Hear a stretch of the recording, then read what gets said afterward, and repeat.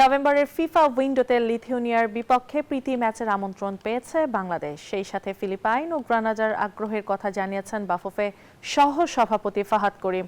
এদিকে এফসি কংগ্রেসে ঘরোয়া ফুটবলে আরও বেশি জোর দেওয়ার বিষয়টির কথাও তুলে ধরেন তিনি।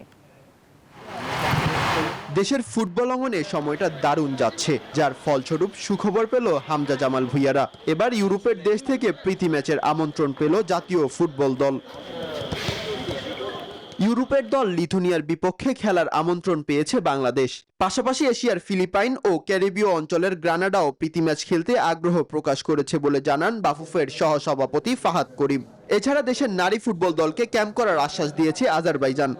মূলত আমরা তিনটি দেশ থেকে খেলার ইনভিটেশন পাই এবার। একটা ছিল গ্রেনাডা ইটালিতে, একটা ছিল ফিলিপিন আইদার বাংলাদেশে অথবা ওদের ওখানে, আর একটা ছিল লিথুয়ানিয়াতে। আজারবাইজানের পক্ষ থেকে আমাদেরকে বলা হয় যে আমরা যদি আজারবাইজানে ক্যাম্প করতে চাই আমাদের নারী দলের, সে ব্যাপারে তারা আমাদেরকে হেল্প করবে।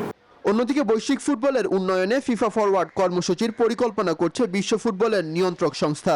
এফসি কংগ্রেসে ঘরোয়া ফুটবলে আরো বেশি জোর দেওয়ার বিষয়টির কথা তুলে ধরেন ফাহাদ করিম। আমাদের ডেলিগেশন গিয়ে ফিফা প্রেসিডেন্টের সাথে ওয়ান টু ওয়ান মিটিং করি, সেখানে ব্রিফলি আমরা ইনফ্যান্টিনোর সাথে কথা বলি এবং ইনফ্যান্টিনো এগেইন ওয়াজ স্ট্রেসিং আমাদের বাংলাদেশ ফুটবল যে একটি নতুন জাগরণ হয়েছে সেটাকে তিনি খুবই সাধুবাদ জানান। জাতীয় দল ও বয়সভিত্তিক দলের জন্য আলাদা স্পন্সর আনার পরিকল্পনাও করছে বাফুফে। মাহাদি হাসান, নিউজ 24, ঢাকা।